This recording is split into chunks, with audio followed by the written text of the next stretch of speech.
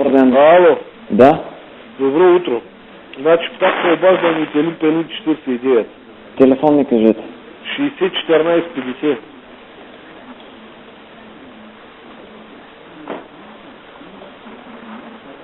Така? Те, отпрейти шибания интернет, човек. Ей, брат, писна ми да ме търся, разбираш. Ма писна ми, разбираш. Какъв е проблема в момента? Сега показва грешка.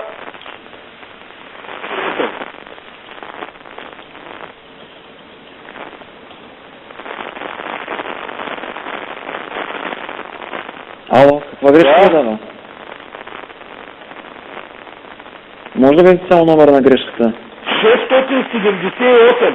Добре, ще запиша за проблема, ще го имам предвид. Кога? Ами възможно не е скоро, не мога да ви кажа в момента. Ама ти винаги те ми казваш, човек, възможно най-скоро, оставят има 1-2 дена без интернет, 1000 пъти съм ви казал, ще дуда и ще го намеря единствен и ще го уритам, разбираш.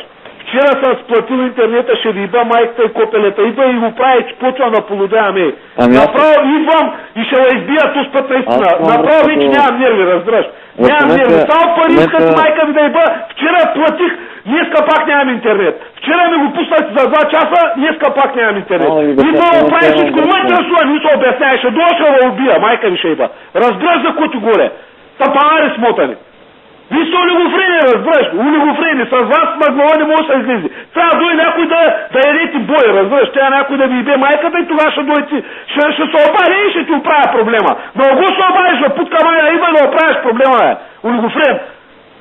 Чуваш какво ти говоря? Добре, само да ви кажа, че в момента имам връзка до компютъра. Не ме интересуваш, го имаш връзка, идва да оправиш проблема, ще го избия, разбираш.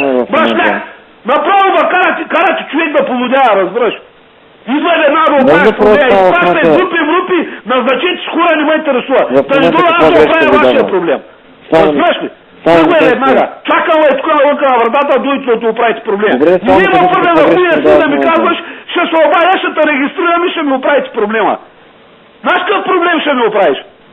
Чуваш какво ти казвам? Чакам навънка на вратата да дойдете да оправите проблема. Чуваш ли? Добре. Чуваш какво ти говоря? Разбрах. Защото ако не дойдете до половин час да ми оправите проблема, аз ще дойда след половин час да оправя вашия проблем. Ясно ли? Добре, разбрах. Айде, чакам. Разбрах. До чуване.